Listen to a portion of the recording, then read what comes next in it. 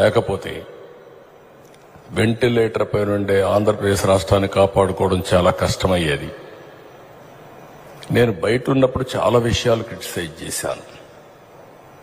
కానీ గవర్నమెంట్లోకి వచ్చి చూస్తే ఇప్పటికి కూడా ఈరోజు క్యాబినెట్లు చూస్తే క్యాబినెట్ మినిస్టర్స్కి ఆశ్చర్యం వేస్తా ఉంది.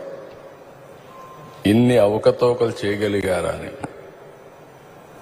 వరదలు వచ్చాయి, 2,000 కోట్ల రూపాయలు రిలీఫ్లో డబ్బులున్నాయని పెట్టారు. నేను కూడా అనుకున్నా 2,000 కోట్లు ఉందేమో అని. అంటే ఇంత అనుభవం ఉంటే నాకే అర్థం కాలేదు. చూస్తే 7,000 కోట్ల రూపాయలు 6,000 సంవత్సరంలో ఖర్చు పెట్టేసి ఖర్చు పెట్టిన డబ్బులకు అకౌంట్ చూపించలేకపోయారు. అంటే అక్కడ డబ్బులు లేదు, ఎక్కడా డబ్బులు లేదు, అది వేరే విషయం. కేంద్రం ఇచ్చిన డబ్బులన్నీ డైవర్ట్ చేసేశారు. ఏ అకౌంట్లో డబ్బులు లేదు, జీతాలు కూడా ఇవ్వలేని పరిస్థితి, చాలా సమస్యలు వచ్చాయి.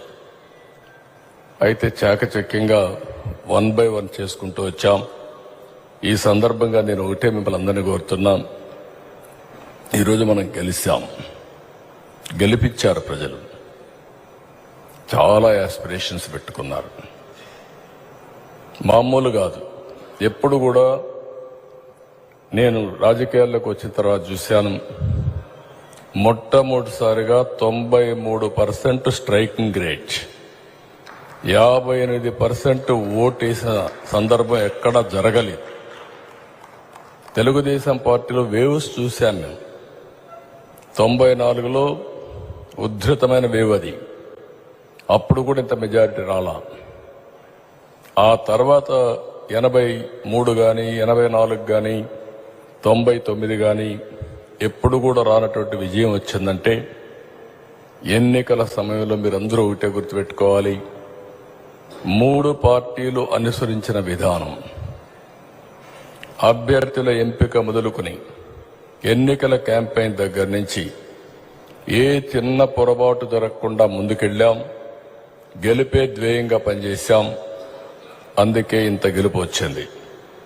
అయితే ఈరోజు మిమ్మల్ని కోరేది నేను ఒకటే, పనులు చేయడం ఎంత ముఖ్యమో ఇక్కడుండే మనందరి ప్రవర్తన కూడా అంతే ముఖ్యం. ప్రజలకు ఆమోదయోగ్యంగా ఉండాలంటే మనందరం కలిసి ఎప్పటికప్పుడు ప్రజా సమస్యల్ని పరిష్కారం చేస్తూనే ప్రజలకు మెచ్చుకునే విధంగా మనం నడవడుకుంటే ఎవ్వరు ఏం చేయలేరు. ఆ విషయం మీరు గుర్తుపెట్టుకోవాల్సిన అవసరం. అందరం కూడా 3 పార్టీలు, విభిన్న ఆలోచనలు, కానీ ఒకే ధ్యేయం, అదే రాష్ట్ర అభివృద్ధి కోసం మనం కలిశాం. ఈ కలయిక శాశ్వతంగా ఉండాలని నేను మనస్ఫూర్తిగా ఆకాంక్షిస్తున్నా. 3వసారి ప్రధానిగా నరేంద్ర మోడీ గారు అయ్యారు. మనం మళ్లీ గవర్నమెంట్కి వచ్చాం. ఇది జరగాలంటే మనందరం ఎప్పటికప్పుడు ప్రజల్లోకి ఈ ప్రభుత్వం ఏమి చేసింది, ఏం చేయబోతుందో కూడా చెప్పాలి. కేంద్రం ఏం చేశారు, మనం ఏం చేశాం, కేంద్రం చేసే కార్యక్రమాలతో మనం ఏ విధంగా మన కార్యక్రమాలని అనుసంధానం చేసుకున్నామో ఇవి కూడా చెప్పాలి. రెండోది, చేసిందే కాకుండా భవిష్యత్తులో చేయబోయే పనులు కూడా మనం చెప్పాల్సిన అవసరం ఉంది. అప్పుడే ప్రజల్లో ఒక నమ్మకం, ఒక విశ్వాసం వస్తుంది. ఈరోజు ఇంకొక విషయం కూడా మనం గుర్తుపెట్టుకోవాల్సింది, నరేంద్ర మోడీ గారు 3సారి అయినప్పుడు ఒక దృఢమైన సంకల్పంతో ముందుకు పోతున్నారు. వికసిత్ భారత్ 2047 ఒక నిర్దిష్టమైనటువంటి లక్ష్యాలతో ముందుకు పోయే పరిస్థితికి వచ్చారు.